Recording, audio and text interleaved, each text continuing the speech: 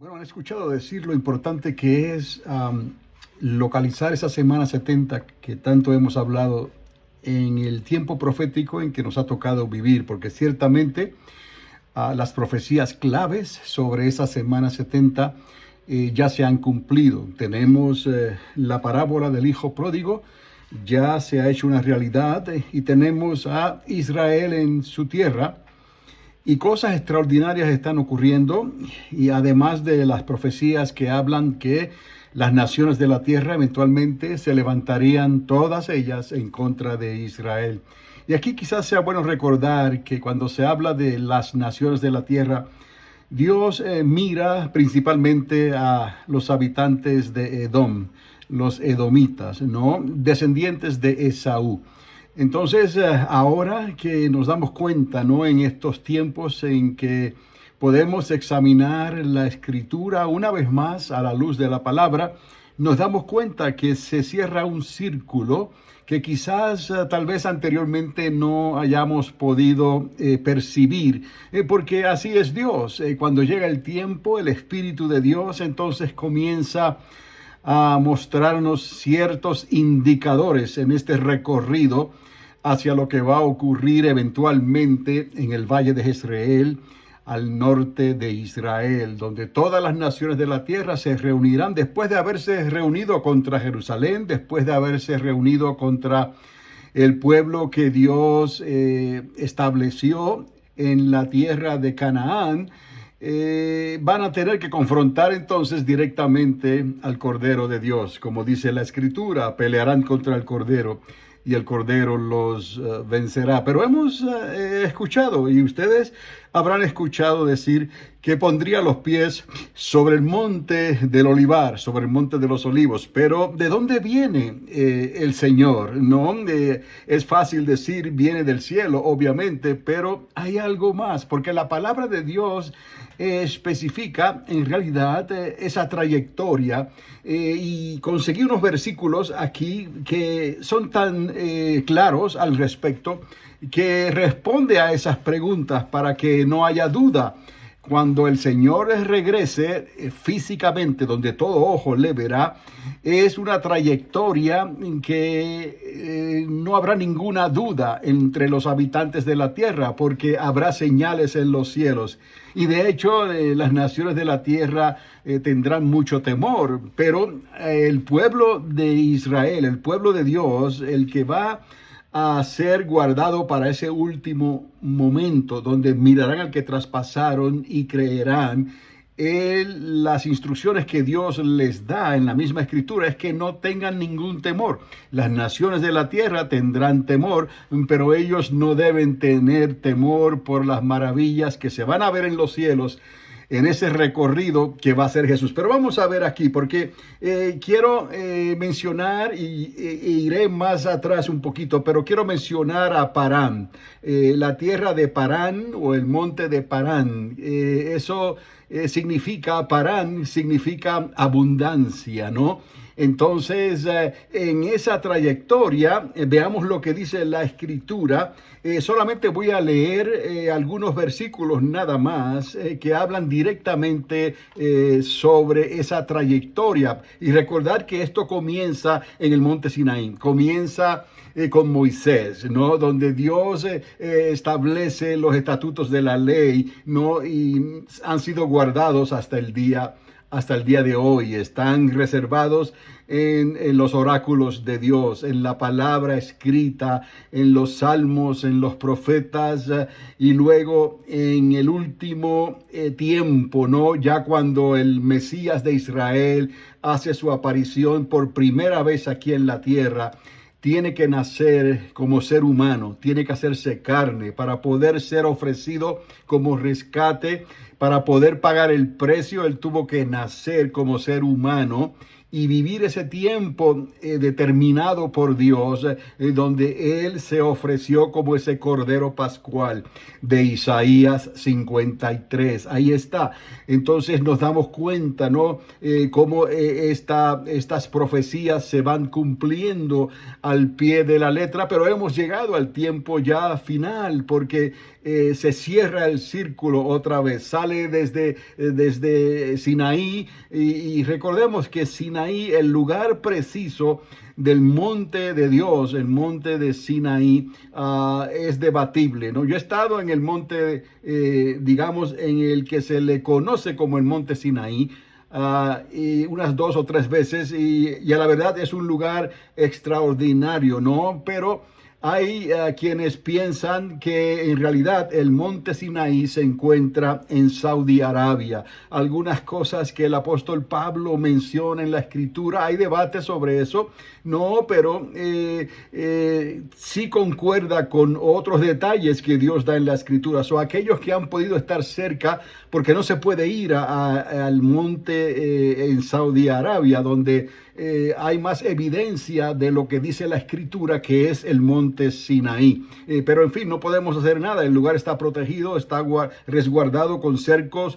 Los árabes no permiten que nadie vaya a ese lugar, siendo una base militar. Es lo que han hecho ahí cerca, en ese lugar. Pero está más cerca de la tierra de Madián, de los madianitas. Entonces, vamos a ver aquí, ¿no? Lo del monte Sinaí, pues queda esa, digamos, esa forma de considerar dónde está el monte Sinaí, si está en el lugar presente o está en el lugar que puede ser allá en Saudi Arabia, ¿no? Entonces, regresando aquí a Deuteronomio capítulo 3, verso 2, dice aquí que dijo el Señor que vino de Sinaí. Obviamente está hablando entonces de un área del sur. So, si Él viene a poner los pies sobre el monte de los olivos, esa dirección, esa trayectoria que Él trae es desde el sur, no hacia Egipto o hacia Edom, la tierra de los edomitas. Dice, vino de Sinaí y de Seir. Y Seir significa sur también. La palabra Seir significa sur.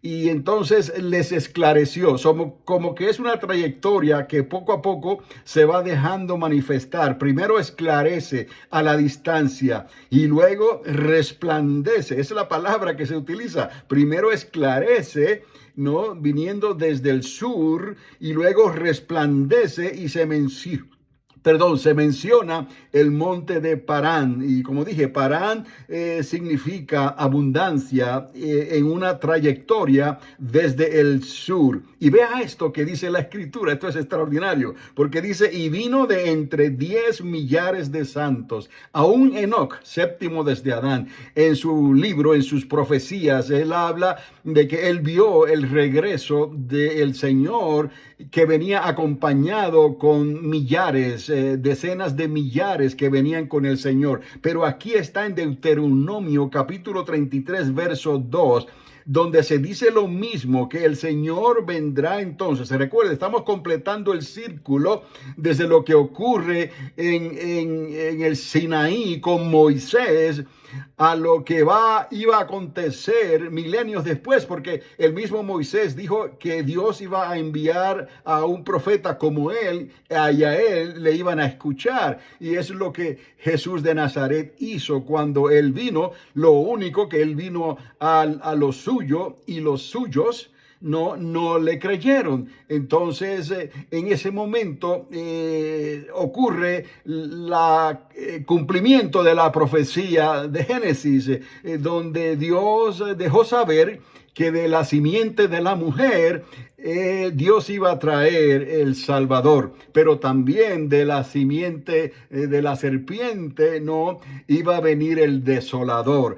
Tenemos aquí este círculo que se va cerrando, pero queremos enfatizarlo no desde Adán y Eva, sino desde Sinaí, porque es donde Dios hace la referencia. No es como que Dios hace un borrón y cuenta nueva, y entonces a partir de Moisés comienza la declaración de las instrucciones de la ley, de la palabra, de la Torá, y luego todo se compagina con los profetas, con los salmos, con las profecías de Daniel, y eventualmente hasta el final. Entonces llegamos al libro de Revelaciones, el libro de Apocalipsis, y ahí encontramos a Juan estando en la isla de Patmos, donde se cierra todo esto, ¿no?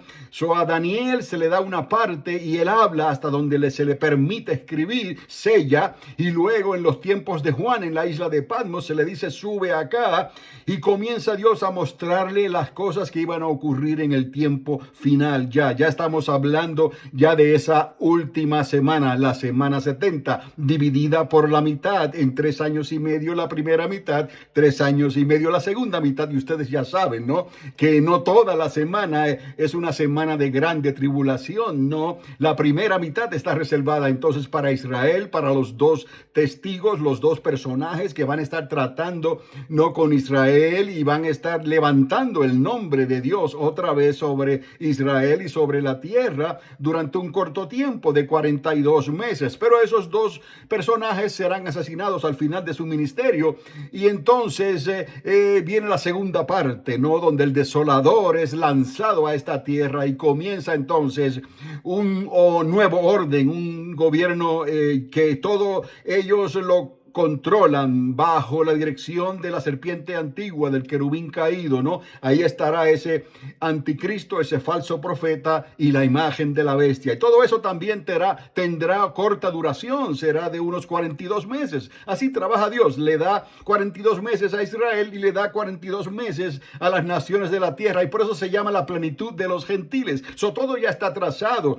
y nosotros sabemos lo que va a pasar. Estamos aquí en la iglesia como personas que tenemos que estar en la expectativa, ¿no? A la misma vez que vamos cumpliendo con la gran comisión de dar el testimonio de Jesucristo, pero hay algo más que tenemos que hacer en este tiempo, y es guardar la palabra, guardar esa fe, porque es tiempo de apostasía, porque la palabra que Dios nos da de exhortación es que por cuanto hemos guardado la palabra de su paciencia y no hemos negado su nombre, Él nos librará de la hora de prueba que ha de venir sobre el mundo entero para probar a las naciones de la tierra. Entonces aquí vemos ciertos versículos claves donde le está hablando a Israel directamente, pero las promesas las tenemos ya en un abrir y cerrar de ojos, a la final trompeta, al final shofar, ¿no?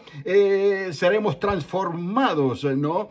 Y tendremos cuerpos de luz, cuerpos angelicales, nos elevaremos en las nubes con el Señor, ¿no? Así como Elías fue elevado a las nubes, así también Enoc fue quitado y elevado, ¿no? Entonces aún hay un evangelista, Felipe, el evangelista. Usted va al libro de los Hechos y va a encontrar esa historia donde Felipe va y le habla al eunuco, ¿no? Aquel tesorero de la reina de África, y entonces llega un momento en que el Espíritu Santo toma a Felipe y se lo lleva, se lo eleva y lo lleva de la presencia del eunuco.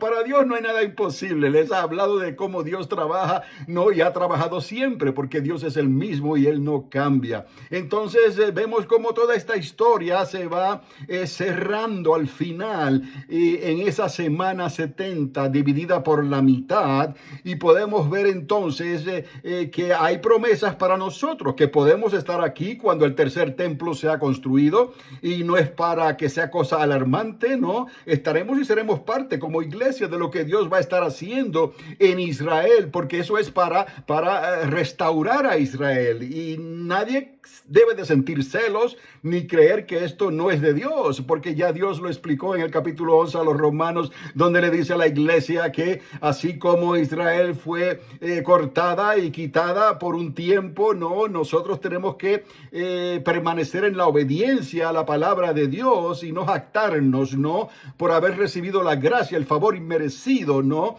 Y entonces de la manera que nosotros fuimos injertados en ese olivo, siendo nosotros el olivo silvestre, fuimos injertados, así mismo podemos ser desgajados por causa de la apostasía, de la misma manera que ellos apostataron cuando salieron de Egipto y no pudieron entrar a la tierra prometida, ¿no? También en el libro a los Hebreos se nos recuerda que la iglesia tiene que tener ese cuidado, porque el asunto de una vez salvo y siempre salvos, eso es una aberración, eso no es bíblico, porque eso va en contra del libre albedrío. Entonces, lo que sí tenemos que recordar es que cualquier persona que haya conocido a Dios y haya disfrutado, como dice Hebreo, de los frutos del Espíritu Santo, y luego le da las espaldas a Dios y niega su nombre, cometió apostasía. La apostasía puede hacer De hecho, la apostasía en un creyente hace que su nombre sea borrado del libro de la vida.